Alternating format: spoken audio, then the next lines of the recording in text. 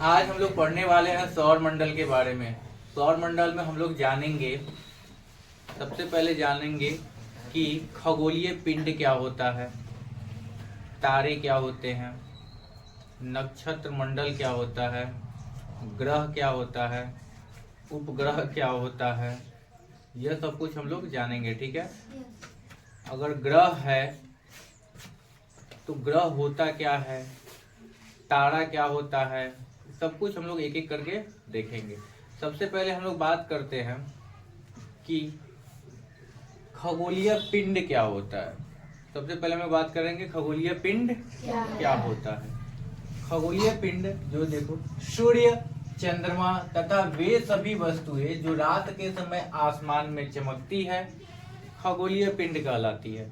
वे सभी वस्तुएं जो रात के समय हमें क्या दिखाई दे, आसमान में चमकते हुए दिखाई दे, या फिर कोई भी ऑब्जेक्ट हो, कोई भी सामान हो आसमान में दिखाई देता है, वह सभी क्या कहलाते हैं, खगोलीय पिंड कहलाते हैं। ठीक है। सूर्य को हम लोग देखते हैं, सूर्य आसमान में दिखाई देता है, सूर्य भी क्या है, एक खगोलीय पिंड है। यानी आसमान में जो भी कुछ दिखाई देता है वह सभी के सभी क्या है, खगोलीय पिंड है। अब आगे आते हैं कि यहाँ पे तो कह रहा है कि यह जो रात में चमकते हुए दिखाई देता है या फिर चमकते हुए दिखाई देता है, रात में जब चमक रहा है तो वो दिन में क्यों नहीं चमकता। यह भी तो सवाल उठता है कि जब रात में चमक रहा है तो दिन में क्यों नहीं चमकता। तो सूर्य जो है ना, वह इतना नजदीक है हमारे कि उसका प्रकाश जो है सभी के प्रकाश को क्या कर लेता है, कवर कर लेता है। सभी के प्रकाश को क्या कर लेता है, कवर कर लेता है। इसलिए उसके प्रकाश के आगे, सूर्य के प्रकाश के आगे बाकी सबका प्रकाश क्या हो जाता है, फीका हो जाता है। इसलिए हम दिन में दूसरे तारों को नहीं देख सकते, दूसरे तारों को नहीं देख सकते। क्या लिखा हुआ है, ऐसा इसलिए होता है क्योंकि सूर्य का प्रकाश सबसे तेज होता है, सबसे तीव्र होता है, और सूर्य जो है ना अन्य तारों की अपेक्षा सबसे नजदीक में। जो भी तारा हम लोग देखते हैं वो बहुत दूर है, सूर्य भी एक तारा ही है, सूर्य भी एक तारा ही है जो सबसे नजदीक का तारा है। अब पूछोगे तारा कैसे है, तारा होता क्या है, तारा होता क्या है। तो अब आते हैं तारा क्या होता है। तो वैसा खगोलीय पिंड जिनके आकार बड़े होते हैं तथा वे गर्म होते हैं, उनके पास अपनी ऊष्मा तथा प्रकाश होता है, जिसे वह बड़ी मात्रा में उत्सर्जित करते रहते हैं। उन सभी खगोलीय पिंडों को तारा कहते हैं।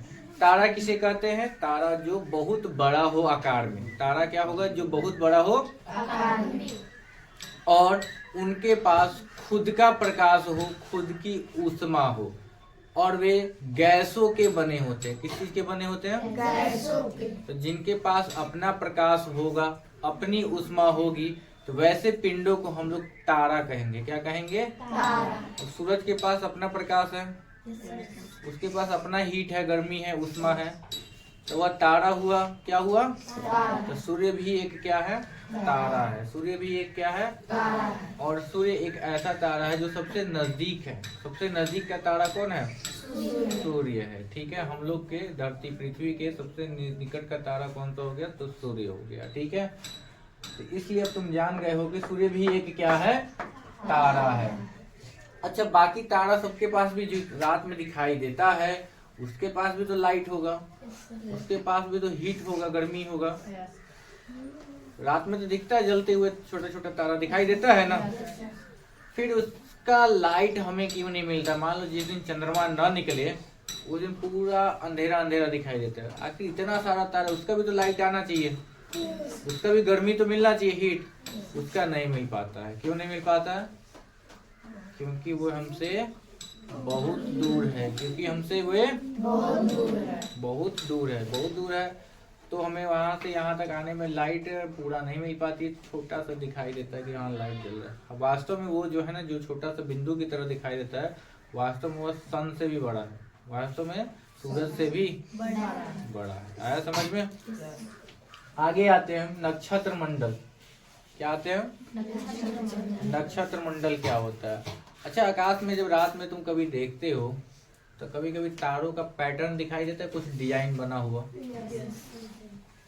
जो तारे का समूह मिलकर डिजाइन बनाते हैं उसे हम लोग क्या कहेंगे? नक्षत्र मंडल। क्या कहेंगे?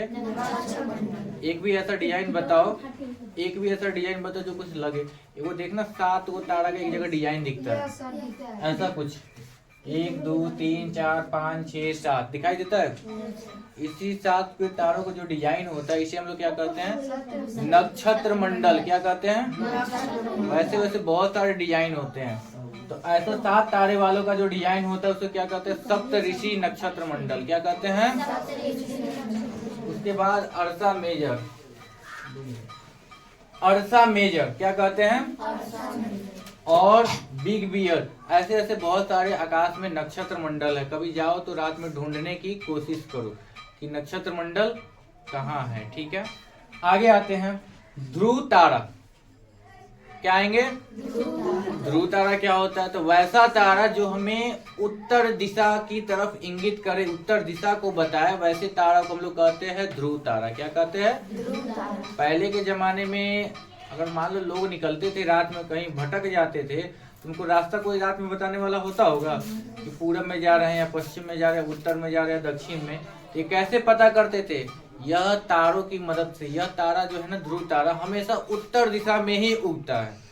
अब ये लोग जो है पहले के जमाने के लोग, वो तारा देखते थे ध्रुव तारा कहाँ है, जब दिखाई दिया तो समझ गया अच्छा यह उत्तर दिशा है, समझ जाते थे यह उत्तर दिशा है। तो उस तारे को ही हम लोग ध्रुव तारा कहते हैं, जो उत्तर दिशा की तरफ इंगित करे। ध्रुव तारा क्या लिखा है? वैसा तारा जो उत्तर दिशा को बताता है ध्रुव तारा कहलाता है। यह आसमान में एक ही स्थान पर रहता है। अब पता करना है कि तुमको भी कि ध्रुव तारा कहाँ है, तो कैसे पता करोगे? ठीक है, अब देखना है सप्तऋषि जहाँ दिखाई देगा, 7 को तारा का एक पैटर्न या ऐसा वाला जहाँ दिखाई देगा, उसके है लास्ट वाला जो दूग होगा, लास्ट वाला जो दूग होगा उसके सामने ठीक है वो लाइन ले जाना, ऊपर एक चमचमाता हुआ तारा दिखाई देगा। जो सप्तऋषि जो होता है उस तारा में इधर वाला जो दूगो तुमको तारा दिखाई दे रहा है, उसी तारा को सीधे एक लाइन लेके जाना, ऊपर की तरफ एगो चमचमाता हुआ बड़ा सा तारा दिखाई देगा। वही तारा जो होता है ध्रुव तारा होता है। वही तारा जो होता है क्या होता है? और ध्रुव तारा जो है हमेशा एक ही जगह पर रहता है, इसी से हम लोग उसे ध्रुव तारा कहते हैं। इतना बात समझ में आ गया? चलो फटाक से अब उतारो जिसने नहीं उतारा। आगे आते हैं ग्रह। ग्रह को देखेंगे, ग्रह क्या होता है? कुछ खगोलीय पिंड जिनके पास अपना खुद का लाइट न हो, जिनके पास खुद का लाइट न हो, खुद का ऊष्मा न हो, वैसे पिंडों को हम लोग ग्रह कहते हैं। क्या कहते हैं? ग्रह। यहाँ डिफिनेशन क्या लिखा हुआ है? कुछ खगोलीय पिंड के पास अपना प्रकाश ऊष्मा नहीं होता है, वे तारों से अपना प्रकाश से प्रकाशित होते हैं, वैसे पिंडों को ग्रह कहा जाता है। अब बताओ, धरती जो है हमारी, इसके पास लाइट है तो धरती के पास लाइट नहीं है, धरती से गर्मी निकल रहा है? नहीं निकल रहा है। तो जब नहीं निकल रहा है तो धरती क्या होगा? तारा होगा कि ग्रह होगा? क्या होगा? ग्रह होगा। यानी हमारी पृथ्वी जो है क्या है? एक ग्रह है। अंग्रेजी में ग्रह को प्लैनेट कहते हैं। क्या कहते हैं? प्लैनेट शब्द जो है ना ग्रीक भाषा से लिया गया है। ग्रीक भाषा में प्लैनेट को प्लैनेटाई कहते हैं। क्या कहते हैं? प्लैनेटाई। अब प्लैनेटाई का मतलब क्या होता है? तो प्लैनेटाई का मतलब होता है परिभ्रमक। क्या होता है? अब परिभ्रमक का मतलब होता है भटकने वाला, बौआने वाला। क्या होता है? भटकने वाला। तो हमारी पृथ्वी भी भटकती होगी। प्लैनेट का मतलब भटकने वाला है, तो पृथ्वी भटकती होगी। तो पृथ्वी कहाँ भटकती है पता है? पृथ्वी जो है सूर्य के चारों तरफ भटकती है। पृथ्वी कहाँ भटकती है? पृथ्वी सूर्य के चारों तरफ भटकती है। और जब ऐसा तो नहीं केवल पृथ्वी ही सूर्य के चारों तरफ भटकती है, और भी कोई भटकता है? हाँ, और भी कोई भटकता है। टोटल 8 ग्रह जो है सूर्य के चारों तरफ क्या करते हैं? भटकते हैं। टोटल कितने हैं ग्रह? 8 ग्रह। कितने ग्रह हैं? 8 ग्रह। चलो ध्यान, हल्ला नहीं करो। हमारी पृथ्वी क्या है, ग्रह है जो सूर्य के चारों तरफ क्या करती है, चक्कर लगाती है। आगे हम लोग देखेंगे सौर मंडल क्या होता है। सौर मंडल कह सकते हैं या फिर सौर परिवार कह सकते हैं। चलो समझते हैं। एगो परिवार, जैसे तुम्हारा घर है तो तुम उससे क्या कहते हो, परिवार कहते हो। परिवार में कौन कौन होता है, तो बहुत सारे सदस्य होते हैं, दादाजी, दादी माँ, मम्मी, पापा, तुम लोग, है ना, ये सब मिलके एगो परिवार बनता है। वैसे सूरज का परिवार होगा तो उसमें सूर्य का जितना भी सदस्य लोग होगा मिलके सौर परिवार बना। उसके परिवार में देखते हैं कौन कौन लोग रहते हैं। तो सूरज के परिवार में सबसे पहले तो सूर्य होगा ही, उसका परिवार है तो वह नहीं होगा। उसके बाद 8 गो उसके परिवार में ग्रह हैं। उसके बाद बहुत सारे उपग्रह हैं और भी खगोलीय पिंड है, और भी खगोलीय पिंड है। जैसे कभी तारा टूटते हुए देखे हो? नहीं देखे हो। आकाश में तारा टूट के गिरता है, उसको उल्का पिंड कहते हैं। क्या कहते हैं? उल्का पिंड कहते हैं। बहुत सारे क्षुद्र ग्रह हैं। बहुत सारे क्या है? क्षुद्र ग्रह नहीं, क्षुद्र ग्रह। क्षुद्र ग्रह क्या होता है कि मंगल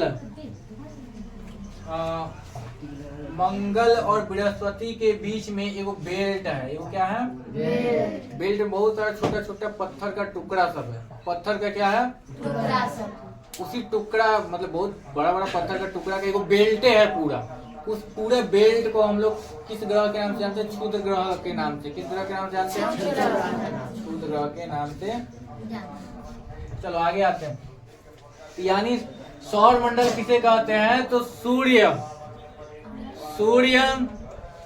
ग्रह, उपग्रह और खगोलीय पिंड जैसे उल्का पिंड हो गया, क्षुद्र ग्रह हो गया, इन सभी को मिलाकर एक परिवार बनता है। उसी परिवार को हम लोग सौर परिवार कहते हैं। क्या कहते हैं? सौर परिवार। और सौर परिवार में कितने सदस्य हैं?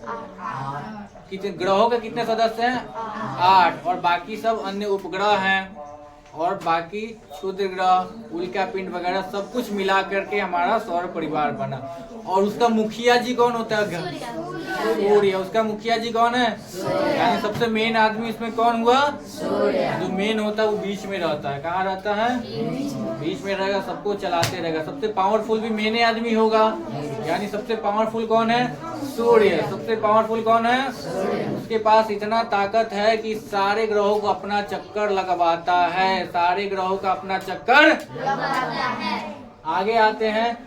सौर मंडल में कुल 8 ग्रह है। कौन कौन 8 ग्रह? उसका नाम देखेंगे दूरी के अनुसार। किसके अनुसार? दूरी के अनुसार। सबसे पहला कौन है? बुध ग्रह। फिर कौन है? आवाज नहीं आ रहा। कौन है?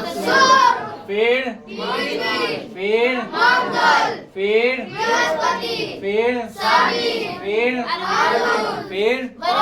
वरुण। ये 8 ग्रह है। गिन के देखो तो 8 हुआ कि ना? 2, 4, 6, 8। बुध, शुक्र, पृथ्वी, मंगल, बृहस्पति, शनि, अरुण, वरुण। ये टोटल 8 ग्रह है। ये 8 ग्रह क्या करते हैं? सूरज का परिक्रमा करते हैं। आगे आते हैं। क्या तुम जानते हो पृथ्वी सूरज का एक चक्कर कितने दिनों में लगाती है? 365 दिन में लगाती है। यानी 1 साल लग जाता है हमारे पृथ्वी को सूरज का एक चक्कर लगाने में। अच्छा, सबसे नजदीक में कौन है? सबसे नजदीक में सूरज के पास तो है बुध। वो कितना दिन में लगा लेता होगा? वो मात्र 88 दिन में ही एक चक्कर लगा लेता है। कितना दिन में लगा लेता है? 88 दिन में ही चक्कर। सब अच्छा, सबका लिखवा देंगे कौन कितने दिन में लगा लेता है। आगे आते हैं। सौर मंडल के सभी ग्रह एक निश्चित पथ पे सूर्य का चक्कर लगाते हैं। ये रास्ता जो है ना दीर्घवृत्ताकार में फैला हुआ है, जिसे हम कक्षा कहते हैं। क्या कहते हैं? समझो इधर, जैसे सूरज हो गया, इधर बताते हैं। सूरज हो गया, क्या हो गया? सूरज के चारों तरफ जो रास्ता है वो कुछ ऐसा रास्ता है, गोला नहीं है, दीर्घवृत्ताकार है। कैसा है? दीर्घवृत्ताकार, यानी अंडे की तरह। और सबका अपना अपना एक रास्ता है। सब अपने अपने रास्ते पर क्या करते हैं? ऐसे घूमते हैं, चारों तरफ चक्कर लगाते हैं। इस रास्तावा को क्या कहा जाता है? कक्षा। क्या कहा जाता है? कक्षा। कक्षा किसे कहेंगे? जो रास्ता हो, जिस रास्ते पर कोई ग्रह क्या करे? सूरज का चक्कर लगाए, उसी रास्ते को कक्षा कहेंगे। क्या कहेंगे? कक्षा। कक्षा कहेंगे। समझ में आया? चलो आज के लिए इतना ही रहने देते हैं, अगला दूसरे पार्ट में।